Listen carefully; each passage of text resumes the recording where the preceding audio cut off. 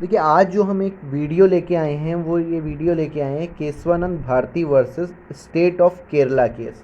ये एक रिट है जो कि आपकी पीआईएल पिटीशन थी 135 ऑफ 1970। केशवानंद भारती जजमेंट नाम से भी इसको जाना जाता है। बहुत ही फेमस जजमेंट ये रहा। देखिए, आज हम जो स्वतंत्रता के साथ बोल पा रहे हैं, सरकारों के खिलाफ बात कर पा रहे हैं, उसके अलावा जो हमारी जुडिशरी है जो वर्क कर पा रही है, जैसा कि आज भी आपने देखा जो कोरोना वाले लोगों को उसमें स्पेशल पैकेज देने की या राहत पैकेज देने की मांग जो सब कर पा रहे हैं, तो ये सब आज हम क्यों कर पा रहे हैं, कैसे कर पा रहे हैं, इसके पीछे का एक केस वाकया समझिए। Kesavananda Bharati versus state of Kerala.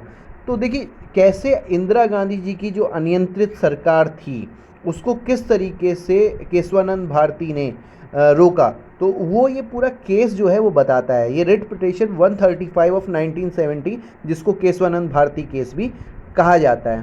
तो देखिए, इस केस में सबसे पहले आपको याद रखना है, सबसे ज़्यादा जज आज तक के रहे 13 जज इसमें टोटल थे, जो चीफ जस्टिस एम सीकरी ने हेड किया था। 68 डेज हियरिंग चली थी। 368 आर्टिकल, जो कि संविधान का संशोधन कितना, एमिडमेंट करना कितना उचित है, उस पर इसमें बात हुई थी। 7-6 से डिसीजन लगभग हुआ था, यानी एक ही वोट मेजोरिटी का पड़ा था, जो चीफ जस्टिस का जो फेवर वाला वोट लास्ट में था, जो कि सीकरी सर ने फेवर में दिया, मतलब इंदिरा गांधी के अपोज में ये मतलब हुआ था। तो ये केस को हम आज जो है वो पूरा डिटेल में समझने जा रहे हैं, केशवानंद भारती केस क्या है। तो देखिए, इसकी शुरुआत तो 1967 में ही हो गई थी, जब गोलकनाथ वर्सेस पंजाब स्टेट का एक केस हुआ था। तो देखिए, सरकार के खिलाफ बोलना, सरकार के खिलाफ कुछ करना, बड़ा ही एक प्रॉब्लमेटिक चीज़ें हो गई थी उस टाइम। मतलब सरकारें निरंकुश सी होती जा रही थी। 69 में जैसे इंदिरा गांधी जी ने एक बार कोशिश की थी कि वो जुडिशरी को कमज़ोर करके संसद को ही सर्वोच्च स्थान दे दें, यानी जो संसद है, पार्लियामेंट कोई भी रूल बना सकती है। इससे खतरा होता है कि कांग्रेस हमेशा तक ही शासन में रह जाती है। जो भी रूलिंग पार्टी थी उस टाइम कांग्रेस थी, तो इसलिए मैं ये बोल रहा हूँ। तो 1973 में केशवानंद भारती वर्सेस केरल जो राज्य हुआ, इसमें देखिए, इसमें एक बात कही गई कि कुछ भी आप करिए, लेकिन 368 को इतना मत तोड़िए कि वो मतलब उसका मेन रोल ही बदल जाए। राजनारायण वर्सेस इंदिरा केस की सुनवाई जब हुई थी इलाहाबाद में, जब इंदिरा गांधी अपनी सरकार में हार गई थी वहाँ पर, लेकिन उसके बाद भी वो चाह नहीं रही थी कि वो मतलब अपनी गद्दी छोड़ें या प्राइम मिनिस्टर पोस्ट से इस्तीफ़ा दें।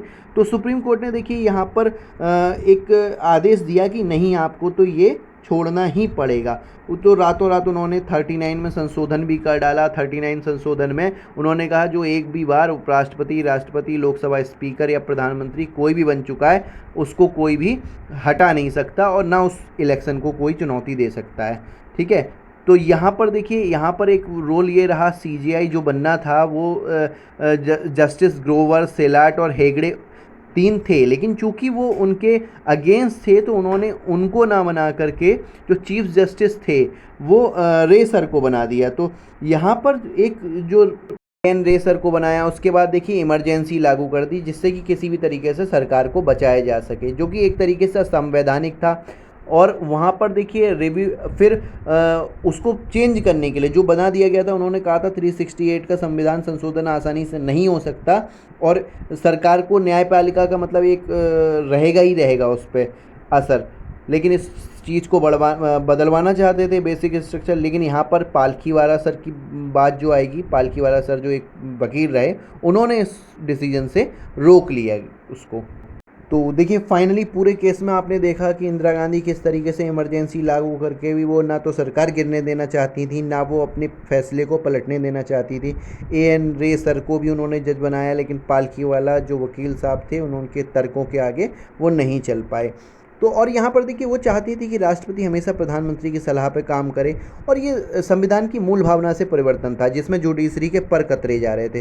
जुडिशरी देखिए, आज जो हम सुप्रीम कोर्ट हमें पावर देता है कि हम कुछ बात कह पाते हैं, सरकार के अगेंस्ट बोल पाते हैं, तो यहाँ पर ये जो अमेंडमेंट बार बार हो रहे थे, वो अमेंडमेंट हमारे संविधान को कमज़ोर कर रहे थे, और ये अमेंडमेंट हमारी मूल भावना